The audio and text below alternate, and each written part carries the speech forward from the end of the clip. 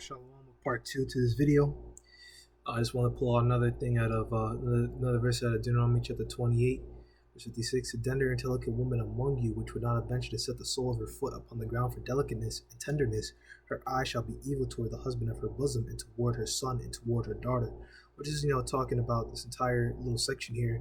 Deuteronomy 28 is talking about that abomination of desolation, which is referenced in the book of Matthew, which is all going back to the siege of Jerusalem, where it was so bad that our ancestors were wicked jakes, were eating their own babies, eating their own children, because the Romans completely circled the area and weren't letting food and then items come into Jerusalem, which I believe was in the time of it wasn't the time of Titus, Flavian and Domitian. I believe that's how you say it.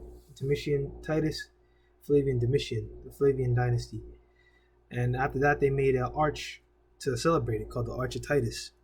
They spoiled our temples and took all our items. It's rumored that Titus used that gold that he took from us, from our items, from our holy artifacts, to build up his empire, to build up Rome. So, you women here, this article doesn't talk about it. Back to the point, article doesn't talk about what you women did, as usual, because it's a very feminist society. But we know that some of you women drove those men. If your man was slapping the shit out of you, we know that you drove him to that point, All right, you talking all that shit. So we know. So this is called the uncounted workforce.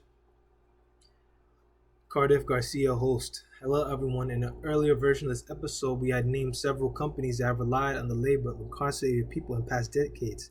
One of those companies, AT&T, disputed the claim. We had relied on sourcing from decades ago, but after review, we could not independently and directly confirm those sources today. We have removed the language related to that claim, and now on with today's show. So we know AT&T, all these companies were built off the work of prisoners. They're fucking, it's a way this censorship. Prison labor has been a part of the U.S. economy since at least the late 19th century, and today it's $1 billion industry with incarcerated people doing everything from building office furniture and making military equipment to staffing call centers and doing 3D modeling. But even so, this industry is not well understood, and incarcerated workers are not included in official employment statistics. So, and there's not a ton of economic research done on this topic, so it can be difficult to know just how substantial this sector of our economy actually is. And we're gonna skip down.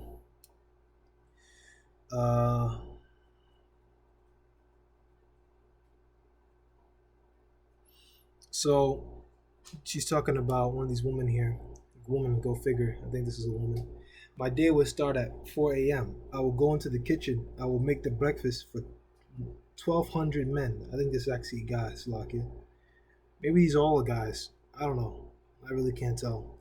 And I don't want to watch the podcast. I don't really feel like it.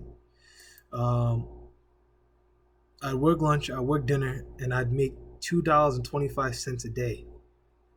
Wow. That's $2.25 for more than 12 hours of work after taxes. They says they would take home about $54 a month, and most of that money went toward paying for things like phone calls, which would cost upwards of $5 per call, or items from the canteen like a bag of Doritos, which might be $5. Dominique says they might spend an entire day's pay on one stick of deodorant. So 2 days pay for just some chips. That's crazy, man. This is why you don't steal, man. You can't do it. You gotta lean on the Most High to bless you. Because in Deuteronomy chapter 28, that first upper part talks about when we serve the Most High by keeping these law, statutes, and commandments, we'll have blessings in whatever we do. But as I said, this is pretty much it. These people work and make very little pay. You got slave labor in prisons, essentially slave labor in prisons for Black and Hispanics. Of course, you got your white boys in here doing this shit too. But of course, the majority of people in those prisons and jailhouses are Black and Hispanics. Or of course, going to these to these curses, of course. We shall be the tail. Deuteronomy 28, verse 44, he shall lend to thee, and thou shalt lend to him. He shall be the head, thou shalt be the tail. So we're the tail. So he wants to put us in prison for something that we didn't do. We're just going to have to go to prison, And these prison houses, these FEMA camps, a lot of us, especially even us prophets and men in the truth, we're going to have to go to these jailhouses, these FEMA camps. You can see these draconian laws coming up.